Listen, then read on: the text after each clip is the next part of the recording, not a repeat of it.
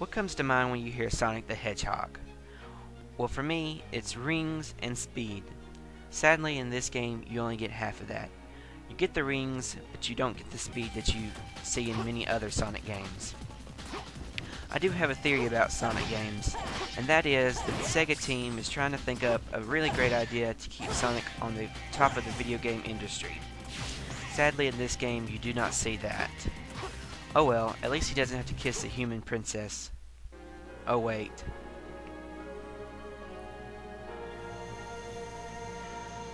Yeah, I'm going to ignore that for right now.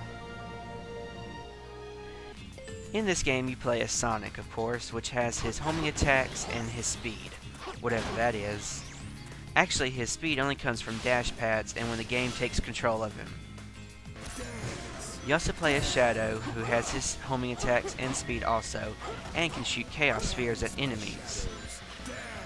You also play as Silver, a new hedgehog to the series, which can use psychokinesis to pick up random objects and throw it at enemies. This is somewhat new and okay gameplay.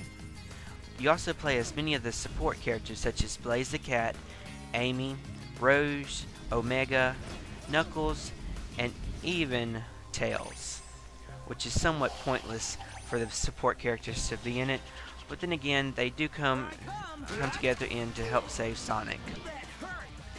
There are many times where I think, hey, this is a really great game, but then a glitch has me flying off screen, or the camera starts to spaz out and creates a seizure,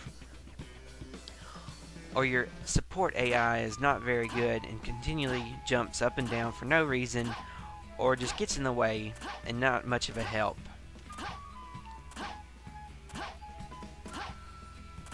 Of course, the biggest problem that I have with this is the loading screen, and there's so many of them. For example, you start a town mission. A loading screen appears. You go through more dialogue. Another loading screen. Then you have your mission. Once that's completed, you have another loading screen. And there's so many throughout the game. It's not like they're doing anything, it's just pointless. You have more dialogue, and then after each mission and boss fight, you have your results screen, which is what I hate the most out of any Sonic game, is the loading screens and the results. This game just falls way below my expectation for a Sonic game.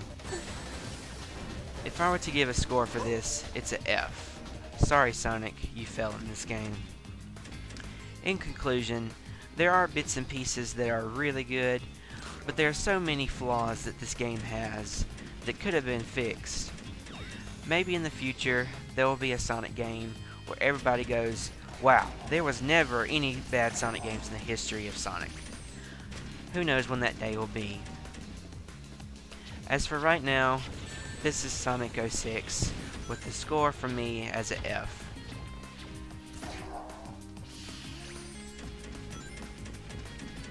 Check back in the future for more reviews from your host with the most, Star Road Warrior.